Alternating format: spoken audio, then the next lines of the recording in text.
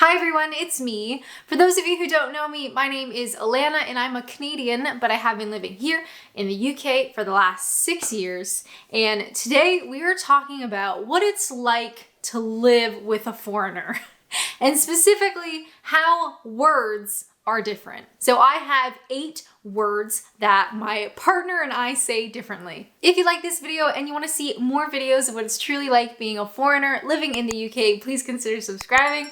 But without further ado, let's go. Now, if it's not obvious, I am the foreigner and my partner is British. And one of the words that we differ on is lounge. So for example, he may say, "Are you gonna go sit in the lounge?"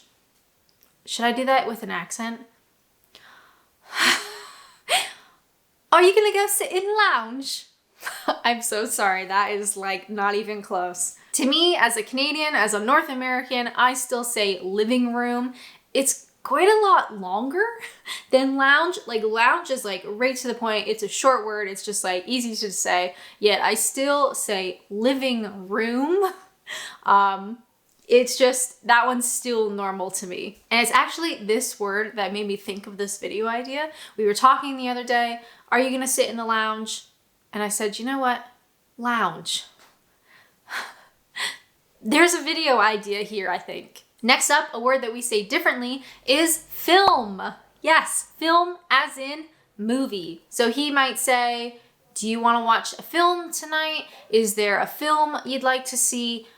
That sort of idea. I still say movie. I want to watch a movie. Do you want to watch a movie tonight? Would you like to have a movie night? Film night doesn't quite sound the same. I still say movie. Saying that, this is like word 2.1 is cinema. So my partner would say cinema. Would you like to see a film at the cinema?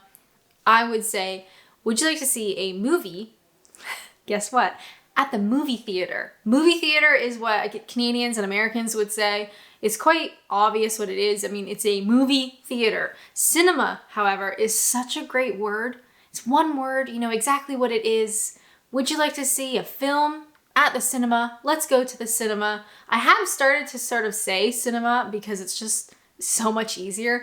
But typically, North Americans, we would say, let's go see a movie at the movie theater. Number 3, we have trousers. So my partner may say something like, have you seen my trousers? Where are my trousers? Are my trousers in the wash? Where I still say pants, but this one can be a little bit controversial because pants to North Americans are underwear to Brits. So if you are out in public, perhaps out in the British public, and you say something about your pants, people may think that you're talking about your underwear, which is a little bit inappropriate in a public setting. So if I'm in public and I know people can hear me, I really try to say trousers because I don't want to be embarrassing. But at home, when nobody's around, I'm gonna call them pants. Now, number 4, I've actually already said it. A British-ism that my partner says is in the wash. So again, he may say, are my trousers in the wash? Is my favorite jumper in the wash? Whereas I would typically say laundry. I think the North American equivalent would tend to be laundry. So your jumper is in the laundry. I'm doing the laundry. I'm gonna put the laundry on. All that kind of stuff. Whereas over here, you typically say, I'm putting the washing on. Are you doing the washing? Are my trousers in the wash? That sort of idea. What's interesting, and maybe this is only interesting to me, but I'm gonna say it anyway.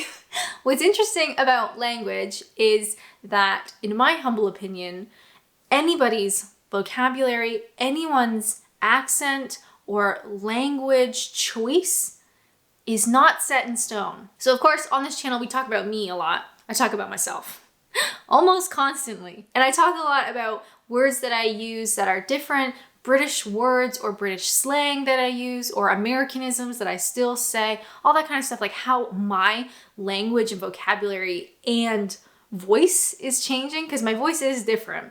However, saying that, my partner's voice is different too. So while they are British, while they're British, English, if you will, have an accent that is different to mine, uses words that are different to mine, uses British slang and vocabulary and all that kind of stuff. Because they are around me all the time, their voice has changed too. So I think it must have been the estate agent. I think they were talking to the estate agent, and the estate agent said to my partner, "Whereabouts are you from? Your accent's, I can't quite place it." And my partner was like, "I'm from here."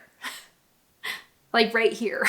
But because he has spent so much time listening to me, for better or for worse, his accent has changed, his word choice has changed. I know he uses some Americanisms because of me, but I just thought that was so cool that, yeah, I've changed obviously because I'm around British people, but people who spend a lot of time around me also change.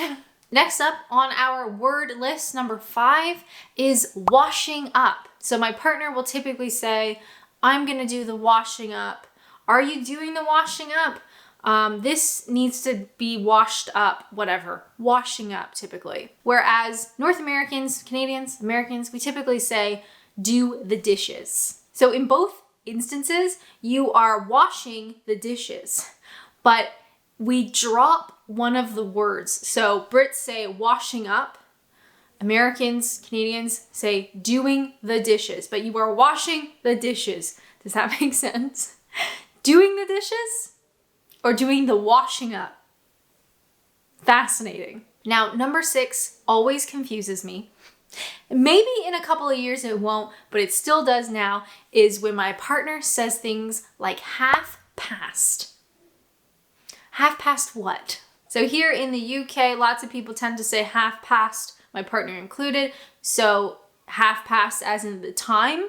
So maybe it's 5:30, or some people just say half past, all that kind of stuff. In my mind, I have to really think about what that means, because in North America, people typically will say 5:30, 7:30, 8:45.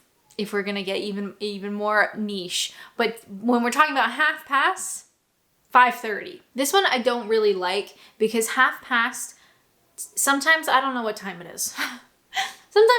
Most of the time, I don't know what time it is.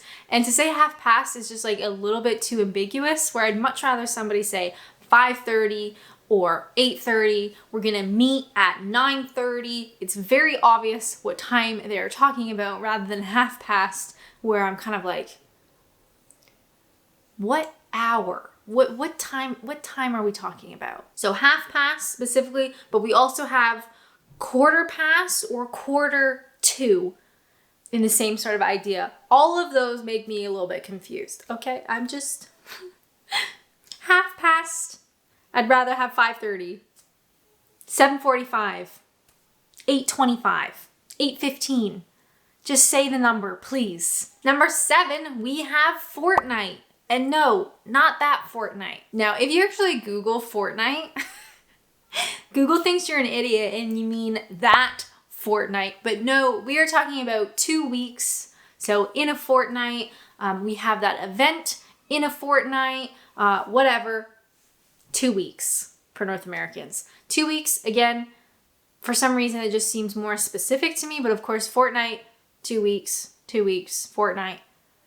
Fortnight is a bit more traditional, to be honest. I don't know how many people are still saying that, but my partner still does. When I am going to be saying 2 weeks. I'll see you in 2 weeks. We're going on holiday in 2 weeks. That event is in 2 weeks, not a fortnight. But it is kind of a cool word. It feels very historical. And what about kitchen roll? So here my partner will say kitchen roll. Do we need more kitchen roll? I'm gonna buy more kitchen roll. Can you buy more kitchen roll? Where's the kitchen roll? But to me, my fellow Canadians and Americans, we would say paper towel. And for some reason, this one always trips me up because they're very different words. So kitchen roll versus paper towel. Paper towel is more like a neutral word because it's not always in the kitchen, is it? Commonly in the kitchen roll. You know, if you spill something, can you get me some kitchen roll? but you do use it in other parts of the house, maybe even outside perhaps, I don't know. You can do whatever you want with your paper towel. So to me, paper towel, this one kind of throws me because the words are not the same. They don't even look the same. They're very different. My partner says kitchen roll and I say paper towel. Fun. Now, if I am out and about, I'm in the general public, I'm on the phone to somebody, I'm in the shops, I'm talking to a British person that I don't know, I try real hard to use the British equivalent. It's just what I think is polite, and that British person is expecting that word. They're not often expecting a foreign word to be thrown into the conversation. So I try really hard to use the British equivalent and all of the British words that my partner says. But when I'm at home, I'm in my flat, I'm in my PJs, I'm safe and I'm comfortable and I'm just relaxing.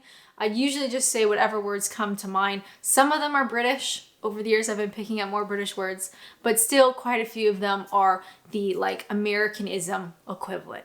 Maybe in a few more years, I'll pick up more British words naturally, but when I'm home and I'm comfortable, I just say whatever comes to mind. If you like this video and you want to see more video about British life here in the UK, check out this one where I share 7 British facts that totally surprised me. But as always, thank you guys so much for watching, and until next time, bye!